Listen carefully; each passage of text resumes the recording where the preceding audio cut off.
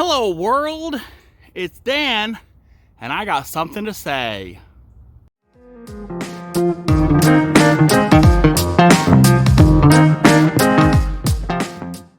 On today's topic, we're going to discuss my first trip to China. So, when I went to college, we had a pretty large international student population. And so I had met some students who were from China, and I learned about a study abroad program to China. And I was like, dude, that sounds really cool. Sounds like maybe an opportunity of a lifetime. And so I did what I could in order to go. It was a 3-week program, and I basically took this trip, and it was essentially free. So I got a stipend for my plane ticket. We were basically given a meal card so we could eat for free, but we ended up going to a bunch of restaurants and stuff, and people that our professor knew paid. So it was essentially free. But let's kind of start at the beginning.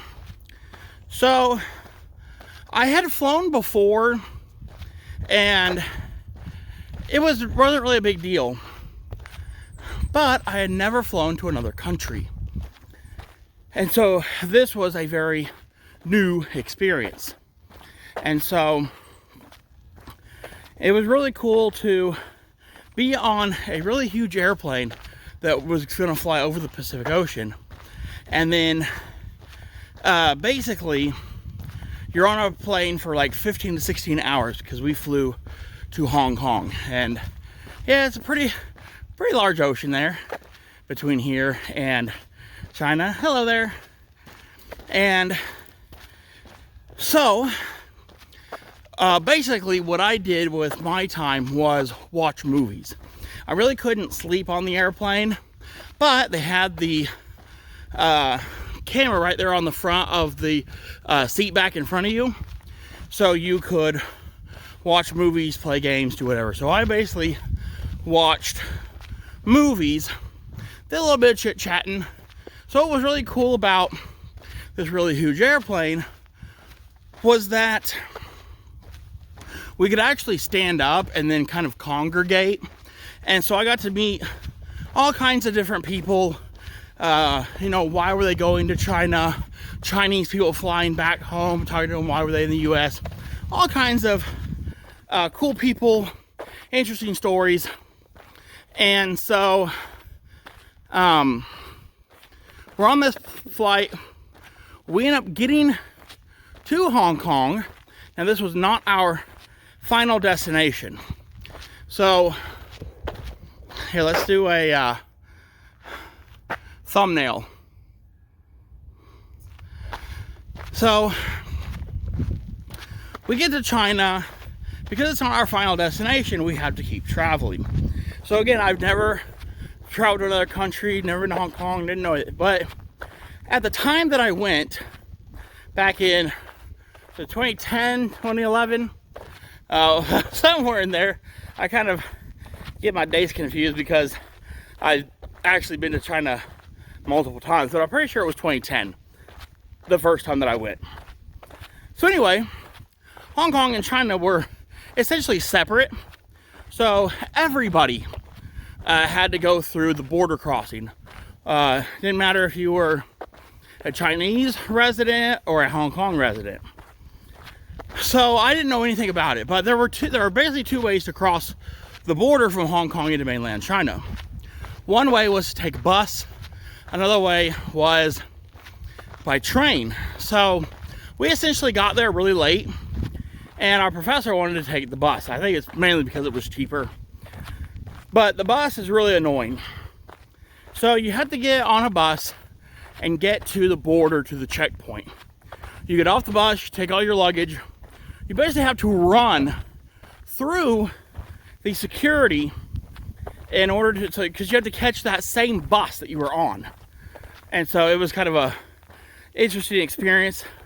And so we get on this bus, and we're basically on this bus for like 2 hours to our actual final destination. So we get to the college, it's late. They actually have curfews. So everybody's inside. There really isn't much going on. We had to get a taxi from the bus station to the college. And so we ended up making our way to the international dormitories, and there was somebody there to greet us because, again, they were expecting us. So we did end up getting our room keys, getting settled in, and I believe on this trip we got our own rooms. On a later trip we had to share, but I believe on this first one we actually ended up having our own rooms. So anyway, so that's our arrival. Now, one of the first days, I don't think it was our first day, but maybe like the third day, we got invited to participate in karaoke, which in China they call it KTV. And over there, the way karaoke works is they actually have a building, and it's just all these different private rooms.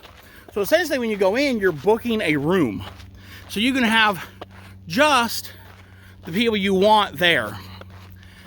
So the guy that invited us owned this karaoke building, and he was a friend of our professor. Like they had been classmates or whatever.